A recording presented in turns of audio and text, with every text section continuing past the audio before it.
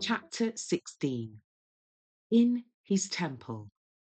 This chapter is based on John chapter 2, verses 12 to 22. After this, he went down to Capernaum, he and his mother and his brethren and his disciples, and they continued there not many days. And the Jews' Passover was at hand, and Jesus went up to Jerusalem. In this journey, Jesus joined one of the large companies that were making their way to the capital. He had not yet publicly announced his mission, and he mingled unnoticed with the throng. On these occasions, the coming of the Messiah, to which such prominence had been given by the ministry of John, was often the theme of conversation. The hope of national greatness was dwelt upon with kindling enthusiasm. Jesus knew that this hope was to be disappointed, for it was founded on a misinterpretation of the scriptures. With deep earnestness, he explained the prophecies and tried to arouse the people to a closer study of God's word.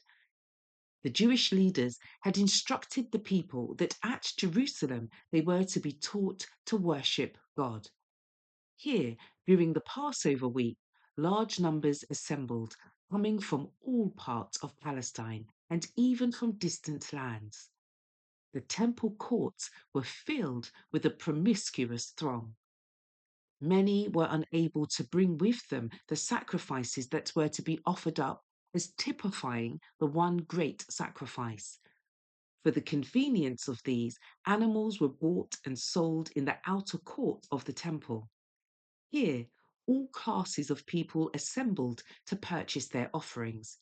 Here, all foreign money was exchanged for the coin of the sanctuary. Every Jew was required to pay yearly a half shekel as a ransom for his soul, and the money thus collected was used for the support of the temple. Exodus chapter 30, verses 12 to 16. Besides this, large sums were brought as freewill offerings to be deposited in the temple treasury, and it was required that all foreign coin should be changed for a coin called the temple shekel, which was accepted for the service of the sanctuary.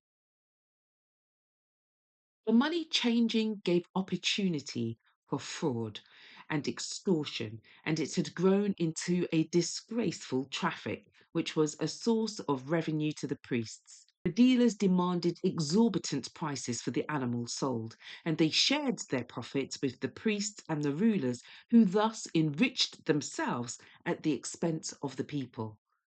The worshippers had been taught to believe that if they did not offer sacrifice, the blessing of God would not rest on their children or their lands.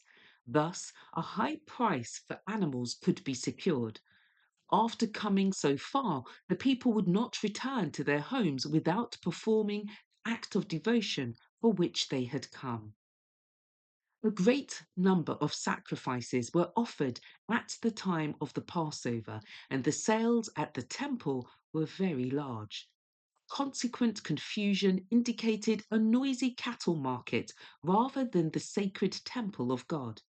There could be heard sharp bargaining, the lowing of cattle, the bleating of sheep, the cooing of doves, mingled with the chinking of coin and angry disputation. So great was the confusion that the worshippers were disturbed, and the words addressed to the Most High were drowned in the uproar that invaded the temple. The Jews were exceedingly proud of their piety. They rejoiced over their temple and regarded a word spoken in its disfavor as blasphemy. They were very rigorous in the performance of ceremonies connected with it. But the love of money had overruled their scruples. They were scarcely aware how far they had wandered from the original purpose of the service instituted by God Himself.